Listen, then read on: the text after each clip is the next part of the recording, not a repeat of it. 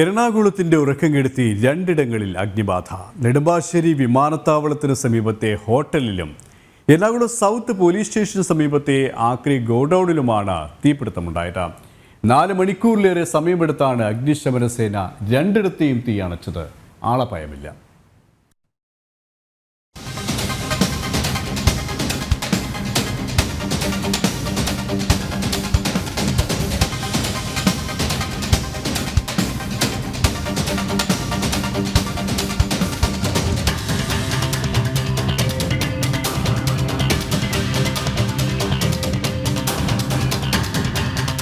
ഇന്ന് പുലർച്ചെ 1 മണിയോടെയാണ് നെടുമ്പാശ്ശേരി വിമാനത്താവളത്തിന് സമീപമുള്ള ആപ്പിൾ റെസിഡൻസിയിലും എറണാകുളം സൗത്ത് റെയിൽവേ സ്റ്റേഷന് സമീപത്തെ ആക്രി ഗോഡൌണിലും തീപിടുത്തമുണ്ടായത്. ആക്രി ഗോഡൌണിന് സമീപം താമസിക്കുന്ന സജീവ് തീ ഉയരുന്നത് കണ്ട് അഗ്നിശമന സേനയെ വിവരമറിയിക്കുകയായിരുന്നു. ഈ സമയം ഗോഡൌണിനുള്ളിലുണ്ടായിരുന്ന 8 തൊഴിലാളികളെയും പുറത്തെത്തിച്ചു.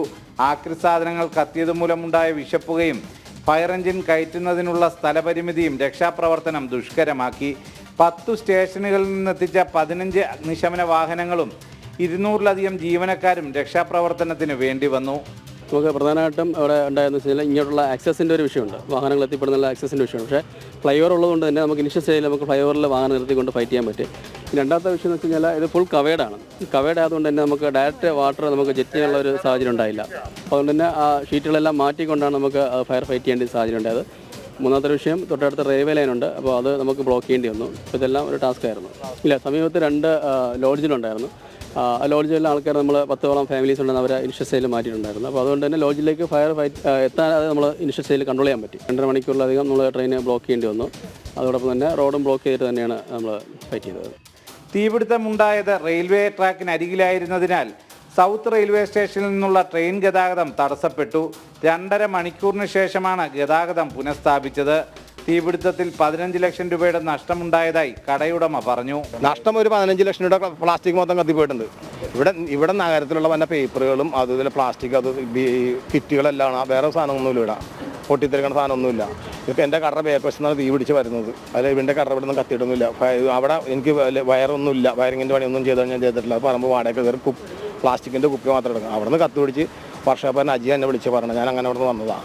എനിക്ക് മൊത്തം 20 പേരുണ്ട്. നെടുമ്പാശ്ശേരിയിൽ ഹോട്ടലിന്റെ പാർക്കിംഗ് ഏരിയയിൽ നിന്നുമാണ് തീപിടുത്തമുണ്ടായത്. 130 മുറികളുള്ള ഹോട്ടലായിരുന്നു ഇത്.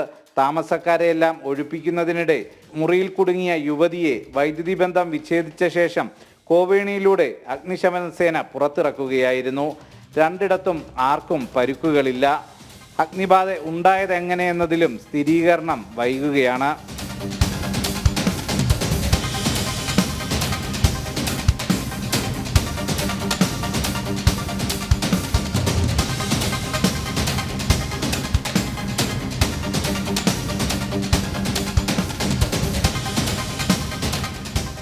ജനം, കൊച്ചി.